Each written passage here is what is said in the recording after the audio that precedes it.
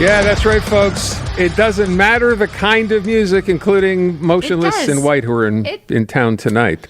Doesn't matter the kind of music, but music in and of itself can help relieve pain. Mathieu is an associate professor in the Department of Psychology at McGill. Part of a new study he's involved with says just that. Listening to your favorite music can relieve a substantial amount of pain. Mathieu, thanks for being here this afternoon. Hi. So I just played that, and I'm thinking to myself, if that's what gets you through the night, then great. Not everybody's cup of tea, but is that the case? Yeah, completely. So listening to your favorite music can have quite a significant effect on your perception of pain, yes. Okay, but the idea here being like if like that kind of music in particular is not going to relieve pain for me necessarily. No, absolutely. So several studies have already found that music is effective for reducing pain. But in the study that was just published, we wanted to examine this phenomenon a little bit more closely by studying it in an experimental context.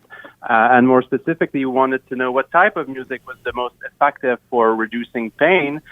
So what we did was to ask about 60 courageous volunteers to come to our lab, and we induced pain by using thermal stimuli. And there we compared the effects of two types of music. So one type of music was relaxing music that came from a popular music therapy app. And in the other condition, we asked them to just simply bring their preferred music, whatever it is, to the lab. And we found that both types of music were effective for reducing pain, but the preferred music was much more effective. Which is amazing when you stop and think about it, that you could listen to heavy metal on the one hand, like we started with, and someone would say if that was their favorite genre of music, yeah, it's really good, I like that. Because it makes them happy. Yeah, right? and then classical music, which you'd think, if you just ask people objectively what kind of music you think would work best, they would probably say that. And your study basically says, no, it doesn't matter. It's whatever works for you. Well, there's a little bit of a nuance there. So after the experiment, we asked our participants why they picked those particular musical excerpts, why these excerpts were their favorite excerpts of music. And we did what's called a qualitative analysis. So we tried to classify the kinds of answers that they would give us.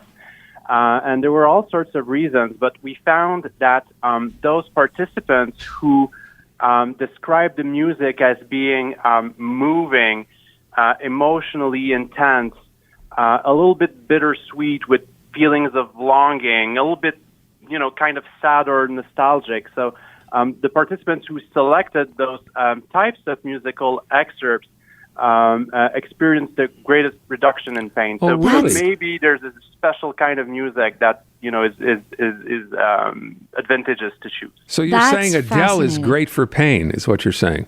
If you listen to Adele, you'd probably be pain-free. If I listen to what? Adele. Sorry? Adele. You know Adele? The British singer.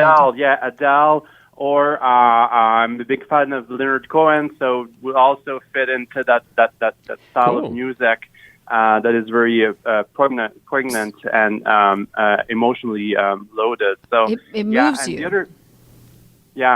So you wrote about musical chills. I understand that was part of the thing. So that's where that comes into play. Is it just that we have such an emotional response to some music that it almost serves as a distraction? So we might actually still be feeling the pain, Mathieu, but we're kind of tricked into not thinking we're feeling it? Yeah, so we're in the next study, we're going to try to understand a little bit more the exact mechanism causing the reduction in pain. So yes, you're perfectly right. The other thing that we found was that the degree of pain reduction was related to how much musical chills participants experienced while they were listening to the music. So these chills are an objective marker of, you can measure it with skin conductance and also measure the temperature of the skin. So they're a marker of the intensity of the emotion that they feel in response to the music. So there we have two hypotheses. One hypothesis is just that pleasure blocks pain, right? So pain and pleasures are two opposite phenomenon, and so inducing pleasure would just simply block pain. The other one is along the lines of what you've mentioned. So if your mind is really focused on something that is important, more important than the pain, then this may also reduce the pain. I have a theory I'd like to offer that has nothing to do with your study, Mathieu, but I'm thinking as you're describing this, I'm imagining if you played music that someone really hated, really did not care for, that would focus their attention away from their pain and onto the music they didn't want to hear, and they probably feel better too. Yeah. Yeah, it's very nice that you're saying that. This was actually my doctoral thesis was on this. We did exactly that. We picked up pieces of music that were very, very unpleasant. So for most people, those weren't even heavy metal or anything like that. It was pieces of contemporary music that's very dissonant. And anyway, so that kind of music even had the tendency to increase pain. So it seems that first and foremost, the music has to be pleasant. And that's also why we get stronger effects when we ask people to bring in their preferred music. But it doesn't completely rule out an effect of attention. So there could be a more complex effect of attention when you are focused on something pleasant. You're in what has been called a state of flow. So musicians, performers, they will often report being in that state when they're performing. And as a listener, if you're really focused on the music, the music can get you in a sort of like trance-like state that could produce the analgesic effects that we are seeing. Mathieu, what is it for you? Have you tested this theory on yourself? Do you have a song that for you always makes you happy and makes the pain go away? That's a good question, right? So what is our favorite music? So in my case, I think it varies. Musical preference is a little bit like appetite. So yes, you'll go through a phase where you listen to a particular artist until you're fed up, and then you switch to something else. So yeah, for instance, right now I'm listening to a French techno group called Ento.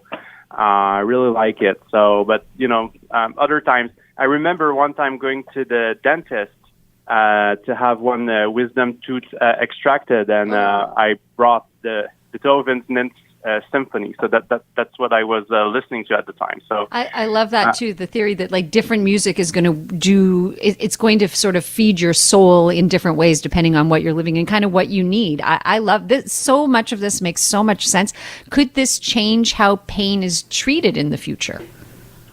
Yes, absolutely. Where music therapy is already a relatively well established field, but I hope that with these more laboratory-based studies, we can provide even more theoretical foundations for the use of music therapy in hospitals. But we are certainly also studying this in the clinic with patients. That's also. I think this is great. I was kidding. Obviously, I didn't know you did your doctoral thesis on this, which is amazing. About the worse the music, the more it focuses away from the pain that you have. Like I would think, I'll just give you an idea, Mathieu. Here for us, if I play this song and Natasha is in pain, I know this will take away her pain because she hates this music so much. Brian?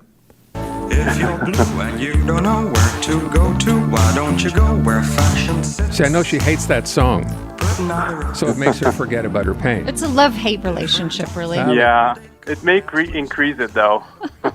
Never know. Mathieu, thank you so much for your time. We appreciate it. Well, thank you. Take care. Bye-bye. Thanks, all right. Mathieu. I love this idea. And I'm thinking, too, I'm conjuring up all these ideas. Imagine you're at your doctor's office, you're in pain, and your doctor has seen this study, but he's not going to play music, so he'll sing for you. And hopefully the singing is so bad that you'll be focused on his bad singing and not realize how much pain you're in. Let's just be clear here. For you are just looking for any excuse, any time to play taco Pretty much on the Ritz. Only because I know how much you hate it.